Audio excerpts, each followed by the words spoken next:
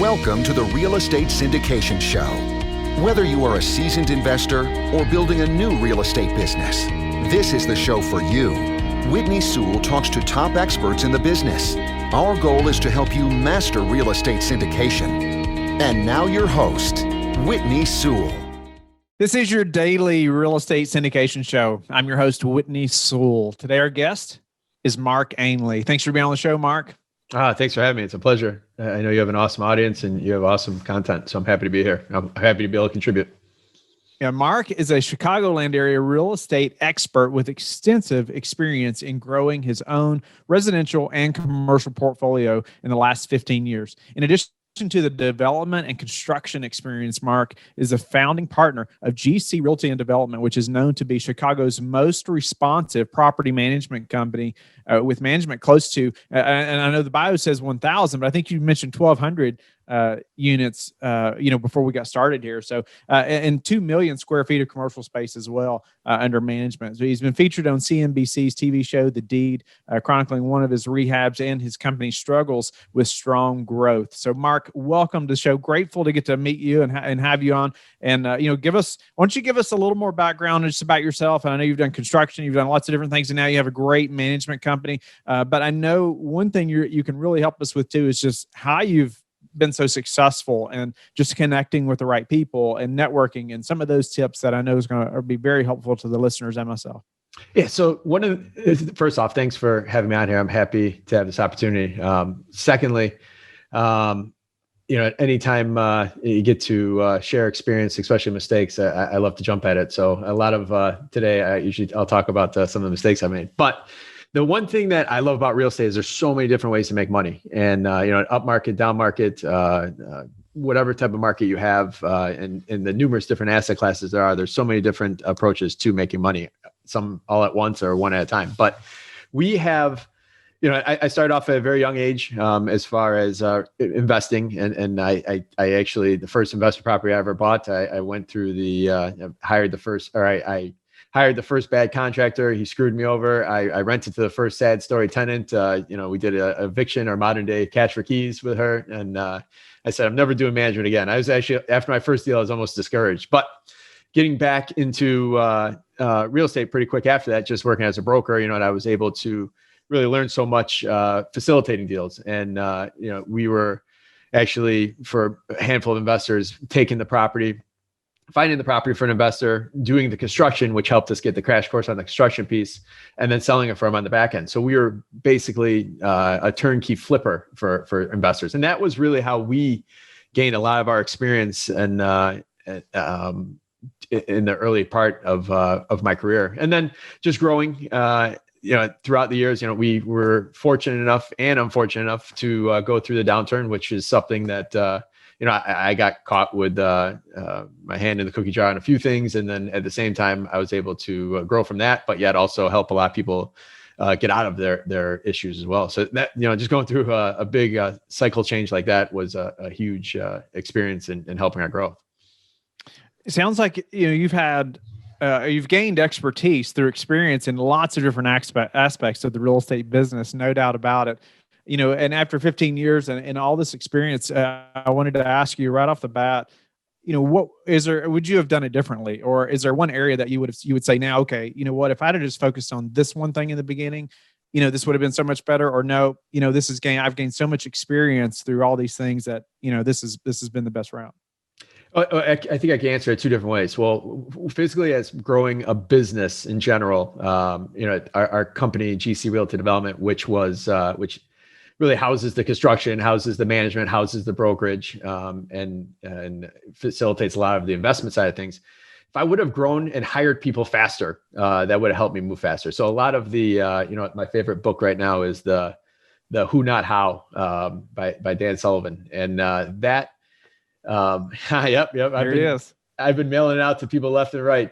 So, if I would have found a lot more who's early on versus trying to figure out the how, and then if anything, paid myself less to be able to invest more back into the company earlier. So that's kind of the business growth side of things. On the real estate side, I think I would have focused bigger, faster. We did almost 500 single family, 2-flat, 3-flat type properties, I would have maybe did something a little differently as far as maybe gone a little bigger, faster earlier on, or at least did a combination of both, maybe gotten a little more syndication at that point. So just kind of going bigger, faster, and then having the right people around me sooner versus trying to figure out everything by myself would probably be a couple pieces of advice. Some great advice right there. I mean, if we just stop the podcast right there, that's great. that would be great value. I mean, if everybody listening would think about, who are you surrounding yourself with for one, but have you hired somebody to help you with some of these things that are maybe better at some specific tasks than you are, and just get that completely off your plate, give it to somebody that's better at it anyway. And you're going to move so much faster. So what about, we briefly talked beforehand just about how you've connected with the right people, just how you've networked and how that has helped you to gain success. And I know we talk about it often, but I feel like still people don't do it, and they don't do it well, or they have the wrong thought process behind how they're connecting with people and their motives, things like that. Can you speak to that? Well, I think I've always, from a young age, I always wanted to connect people. I think maybe from an earlier age, it was more of to be liked. I don't know, maybe it was wrong, ulterior motives in there, but it turned into then, hey, I realized if I make other people money, they'll bring me back business, or they will refer us. And then it turned into really just, after, going through all of the development and, call it the first 10 years of my career, all the mistakes I made, just then turning so many opportunities into, hey, I did it this way, and this is how I did it wrong. Teaching experiences where I take that extra time, or maybe talk to someone on the phone for a half hour that, I know they're not going to hire us for management, or I know they're not going to buy a property from us, but the value that, or the maybe tens of thousands of dollars I might save them from making a wrong mistake. It might not necessarily come back from them directly, but it comes back to me just, somewhere else in life. And the one thing that, to help people, especially here in Chicago, one of my goals is to really, we have a lot of out-of-state investors here in Chicago, and to help out-of-state investors understand what the market's like here. I try to point people in the right direction, and I have a pretty good circle of it's called sphere of influence that, if someone calls me up from California, want to invest here in Chicago or the suburbs. Here, these are the 3 people you need to talk to. Here's the 6 videos you have to watch, and here's the ebook with the 9 things that you're going to get screwed on. So that's kind of the mentality I take in trying to help people. And people remember that. People, that candid conversation you have with them when they know damn well they're not going to hire you either, they remember that. So, were there specific ways that you connected with those people as far as, did you find specific, places or groups or anything like that when you were getting started, even as your business has grown and you've done different things? What did that look like as far as finding those people to connect with? Yeah. So I think,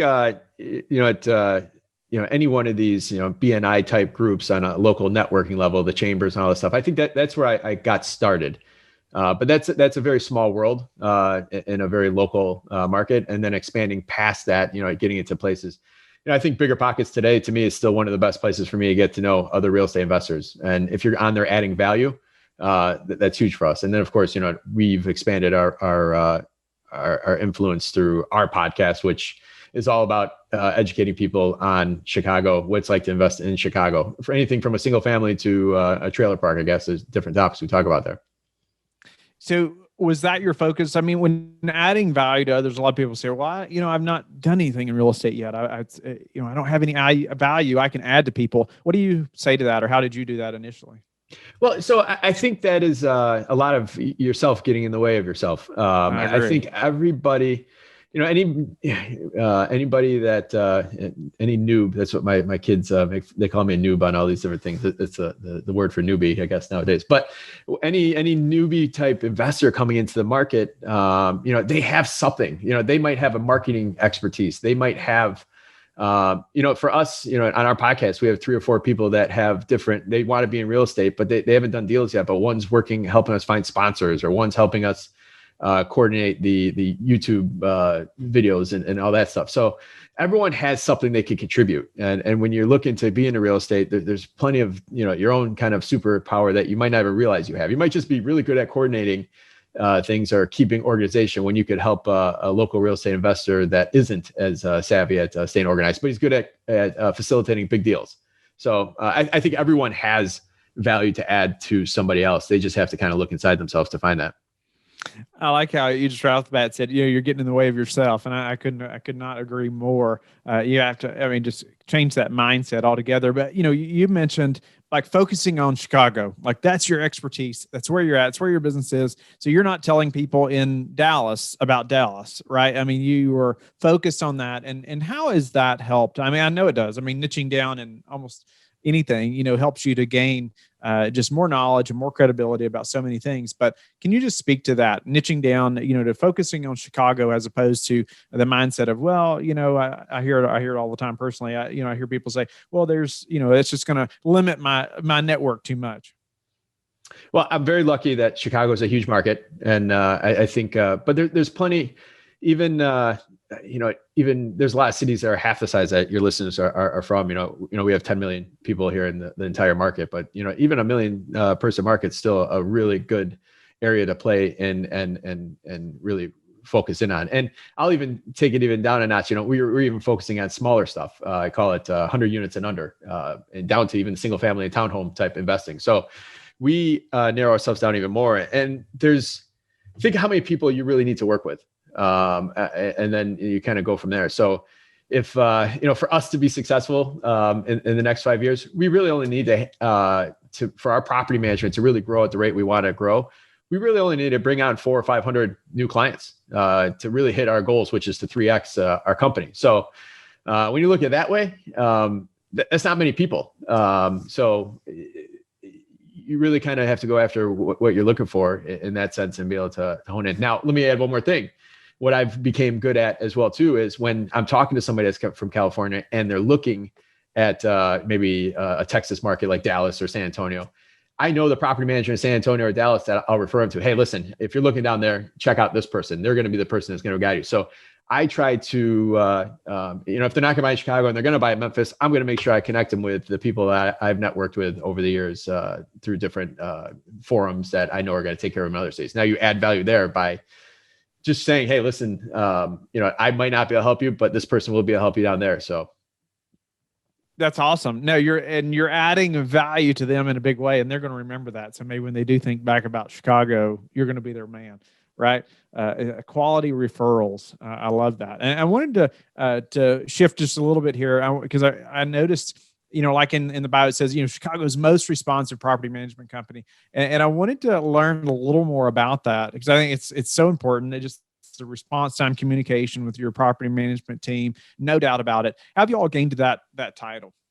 Well, it was something. It was second. We trademarked that Chicago's most responsive property manager. We trademarked that last year, but that was secondary. The actual trademarking was secondary.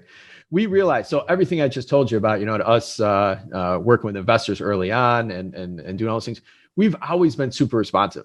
If you get an email, I'm a zero email inbox guy, and we try to train our team to be similar. If anything, those are questions that we talk about in the interview process now for right fit for new hires is the whole zero inbox concept. But people call them back. If people are going to email them back. If you say you're going to do something by Tuesday, you're going to do it by Monday night. So just laying out the expectation. And we're in a service business for property management where, a lot of the customer experience is what's most important. The customer experience of why people are going to hire you and potentially why they're going to stick with you for 5, 10, 15, 20 years is all about really that experience. And a lot of it has little to do with pricing because our pricing is, we're within 10% higher or lower of anybody else in our market. We're just going to get back to you faster and we're going to make you feel better about our service. Nice. I want to give you a minute to highlight the zero inbox concept. You said you're a zero inbox guy. I can remember, before having a full-time assistant, I mean, it wasn't uncommon for me to have 800 emails in my important and unread, which is, that alone just stresses you out, right? Thinking about, you got to get through those, but now, I'll have 15 to 20 a day and we'll knock those out, that I have to look at. Everything else, my assistant's taking care of one way or the other, right? How do you handle that? Give us some concepts around that, because I know that is a big issue for most people. Well, the whole idea is when you're going through your email, every time you touch an email, if it's something that takes less than 2 minutes, you knock it out. If it's something that someone else should do, you forward it on. If it's something that you're not going to get to till next week, you let them either know or you put it in your next week file. So there's so many different tools out there today to kind of help you achieve that.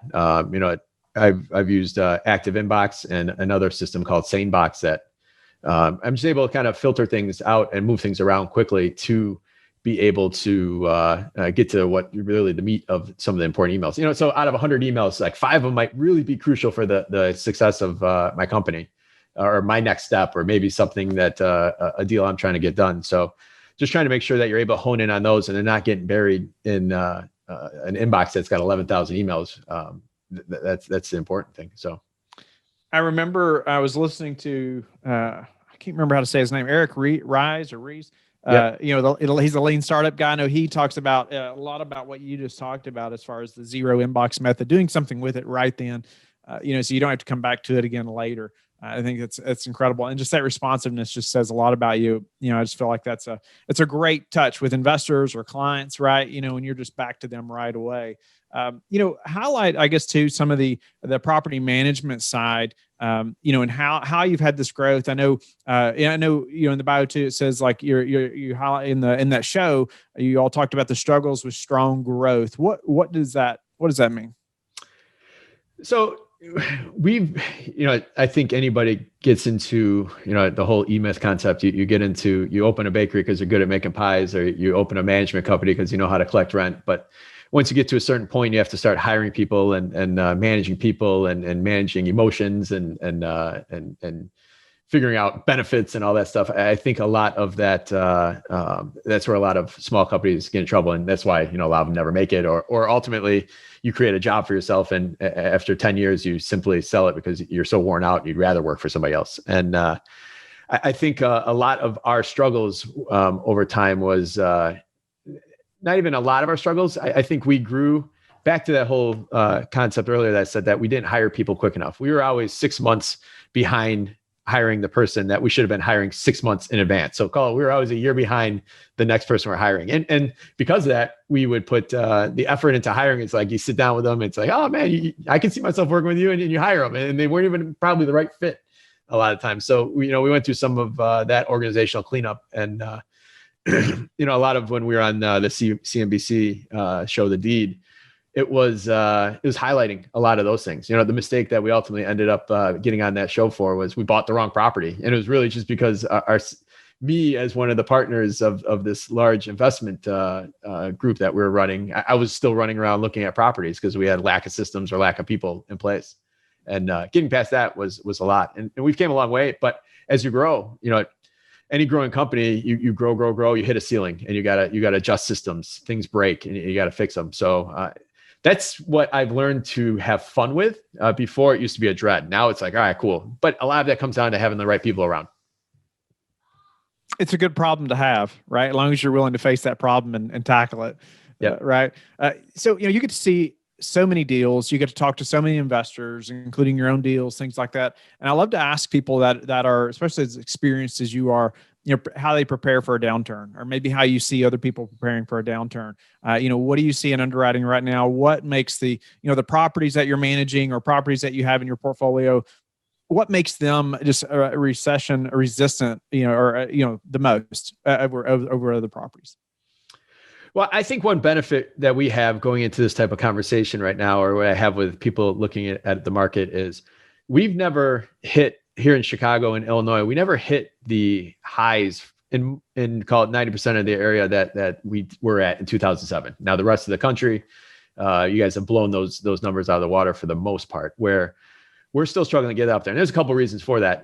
It took us a very long time to cycle through all of our foreclosures because we're a very slow legal judicial state. So we haven't hit that number. So buying here already, there's still plenty of numbers that make sense that if you're on a hold mentality, you're not going to get burned. But if you're on a flipping, then obviously I think the flipping always comes with more risk, and the bigger flips you're going after, and in the higher price markets here locally, any little tweak or 10% adjustment will put you losing money. And I see a lot of, back in 2008, including myself, we all chased the market down. So it's like, all right, do I take a $5,000 loss when I should be taking 20 and just getting rid of it? But then all of a sudden 2 months passed, now you're taking 20, but it went down 30. And then we never had to do any workouts, but then ultimately people just ended up walking away from a lot of those deals. So it's having the right amount of equity in any given property and having some sort of exit strategy, or the ability to hold. We bought some commercial properties in the last couple of years. We bought a handful of them, and our biggest concern was making sure that our balloon was 10 years out. We weren't prepared for a 5-year. We were actually prepared to walk away from the particular deal if we had to figure out a balloon scenario in 5 years, because that scared the heck out of us, because we saw a lot of people on the balloons get burned in 2008 to 2012. Do you have any predictions or anything you think is going to happen in real estate market over the next 6 to 12 months that's guiding your decisions? I think it's just, there's so many weird elements that have not came into play. For here in Chicago, we have lack of supply just in housing across the board. And we still have, money is pretty free, as it is around the country, to be lent out right now. So it's just such a weird dynamic of what's happening right now. I think the biggest thing I see happening in the next 6-12 months is nothing. I'll even take that out. I could see this going into maybe a 3 or 4 year type period where, prices don't do too much, rents don't do too much. They're figuring out some of these, there's a lot of steps they're going to have to take and kind of back ourselves out of this whole eviction moratoriums. And that's not all right, we turned this off for a year and a half. Now we'll just turn it back on and go back to business normal. There's going to be a lot of backtracking and figuring that out. So that's just going to cause this, just staleness to the market, I think, for the next couple of years, even. What about, you've been in this business a long time. You've reached a great, just amazing level of success. Any daily habits that you're disciplined about that have helped you achieve what you have? Well, the one thing that I've really reading. I'm not a reader though. So listening. So the whole audiobook concept, married with a family, and I'm not out socializing, obviously we're not out networking, but when you have these books, I think that whole saying of you are the average of the 5 people around you. I like to look at that as a book. So I'm gaining the knowledge and an average of the books I'm reading. So I think at any given time, there's books that I'm reading. Some are on business, some are on real estate investing. I'm a big person of biographies of successful people, just to kind of hear their ups and downs in whatever period of time in this world they came through. And then, mindset, those books of mindset, used that word earlier. I think that is so much of this, because will and optimism only gets you so far.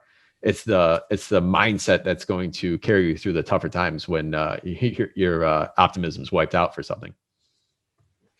Any books that you would recommend? I usually don't ask for book referrals, but if you're a big reader or listener, I'd love to know. I love that thought process too. I've not heard that before, as far as, it's like the people you're surrounding yourself with. You're reading these books of people that you would like to surround yourself with, right? Or, or think like them. And so I can see that having a similar effect on yourself. But any books as far as, that you just say, hey, this is a must read, or bios or mindset? Well, I think, so mindset, the who, not how, of course, and Atomic Habits is the other one that I really like, that, it's all about habit stacking, and just, it's a good mindset book. But as far as real estate, I love this book, and The Road Less Stupid by Keith Cunningham. Have you heard that? I have. I've read most of it. I don't have it I've got it in another room where I've been reading it, but yes. It is such a great book. And I always tell people this when I give kind of presentations to the local real estate groups is, I think it's chapter 12 in the book, or track 24, whatever, but he goes through the 21 things that hardest lessons he learned about investing in real estate. Now, he went from being plus 200 million to negative 200 million in a down cycle back in the 80s. But the lessons he learned are so practical for anybody now, 20 years from now, 30 years from now. So anybody looking in, whether it be single family or syndication or anywhere in between, this is just the great book for anybody in real estate. Love that. Appreciate you bringing that up. It is a book that I've read most of. Look forward to getting back to the rest of it. But what's your best source for meeting new investors right now? Bigger podcasts, or Bigger Pockets, and probably people sharing our podcasts right now. So we're nowhere near what you have as far as a podcast. So, but we're starting to pick up some speed, and people that we don't necessarily know are sharing with other people. We're sharing with other people. So, our goal with the podcast was to be the go-to podcast if you're either new getting into real estate in Chicago, or out of state getting into real estate in Chicago. And that's starting to pick up some steam. What's the number one thing that's contributed to your success? Responsiveness and just getting it done. And doing the things on the days when you just don't want to do it, or you don't think it's going to lead to anything. And some of the meetings I wanted to cancel that morning ended up being the meetings that 3, 4, 5 different connections or events later turned into some of the biggest opportunities in my life. So just kind of perseverance, I guess. And how do you like to give back? Any sort of, I'm putting together a Burr webinar right now on all the mistakes we made on Burr, but our presentations like that of all the mistakes I've made, and just coaching people on mindset. So, Mark, it's been a pleasure to get to know you. Just an amazing story and journey to where you're at now, and just all the experience in real estate that you have, and just really having the mindset of adding value to others and networking in a way that you're focused on that person, and so you're just giving more, and obviously you've accomplished a lot because of that. Whether that person individually helps you or not, but just gaining quality referrals and how you did that, even the book stuff and the zero inbox, all those things. Grateful for just the tips you've provided. How can the listeners get in touch with you and learn more about you? Well, you can, hopefully we'll get my cell phone here in the show notes, and you can find our website, gcrealtyinc.com, or check out our podcast, which you can download on iTunes anywhere, straightupchicagoinvestor.com. All right, Straight Up Chicago Investor. Thank you for listening to the Real Estate Syndication Show, brought to you by LifeBridge Capital. LifeBridge Capital works with investors nationwide to invest in real estate, while also donating 50% of its profits to assist parents who are committing to adoption. LifeBridge Capital, making a difference, one investor and one child at a time. Connect online at www.lifebridgecapital.com for free material and videos to further your success.